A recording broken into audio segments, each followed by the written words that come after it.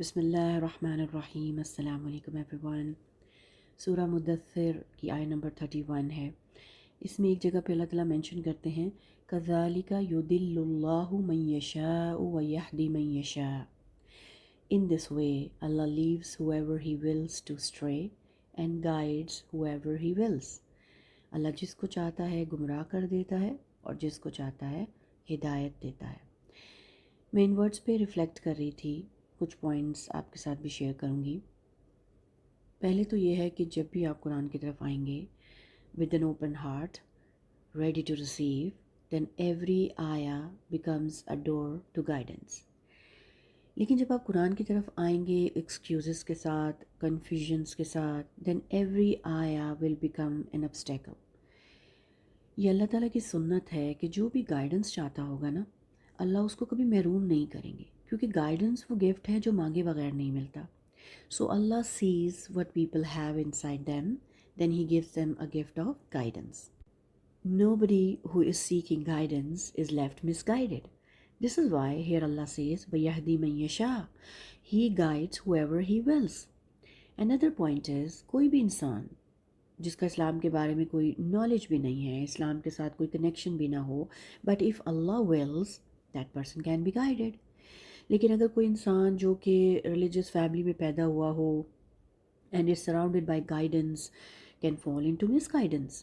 بہت سے لوگ جو مس گائیڈڈ انوائرمنٹ میں ہوتے ہیں، surrounded by bad company, but Allah کی طرف سے حکم ہوتا ہے and they come out of that and turn towards Allah. So Allah can guide and misguide whoever He wills. It's entirely up to Allah. So the thing is, Allah doesn't allow us to judge people کہ یہ guided person ہے اور یہ misguided person ہے، اور we cannot create a picture کہ guided اور misguided people ایسے ہوتے ہیں۔ ہم لوگوں کو باکسز میں نہیں ڈال سکتے کہ یہ guided people کے باکس میں فٹ ہوتے ہیں یا یہ misguided people کے باکس میں فٹ ہوتے ہیں۔ تو اس آیا سے کیا لیسن ملتا ہے کہ people who are in a very bad misguided environments, they don't become hopeless. وہ یہ نہ سوچیں کہ زندگی میں برا ہی برا کیا ہے، کوئی نیکی تو ہے نہیں، سو دیر از نو ہوپ۔ وہ اللہ کی مرضی کے بارے میں سوچیں، اینڈ دین وہ یہدی من یشاء، ہی گائیڈس ہوایور ہی ولس۔ اور جو لوگ اللہ کے راستے پہ چل رہے ہیں وہ بھی اللہ سے استقامت مانگتے رہیں، وہ ریلیکس نہ ہو جائیں کہ اب تو ہدایت مل گئی ہے، گول اکمپلشڈ۔ سو اسی وجہ سے 5 times a day in our salah we ask for guidance in Surah Fatiha because nobody is immune. So the point is, nobody feels secure and nobody feels hopeless. تو اللہ کی رحمت سے امید بھی ہو اور ہدایت جیسا گفٹ اللہ ہم سے لے نہ لیں اس کا خوف بھی ہو۔ You should have hope and fear both. Then another point is that how do we come to Quran? كَذَلِكَ يُضِلُّ اللَّهُ مَن يَشَاءُ وَيَهْدِي مَن يَشَاءُ. Do we seek guidance from Quran? Are we coming to Quran as a seeker? کیونکہ ہمارا جو attitude ہوگا قرآن کی طرف وہ ڈٹرمن کرے گا کہ what we will get out of it. If we come to Quran seeking guidance, we will get guidance.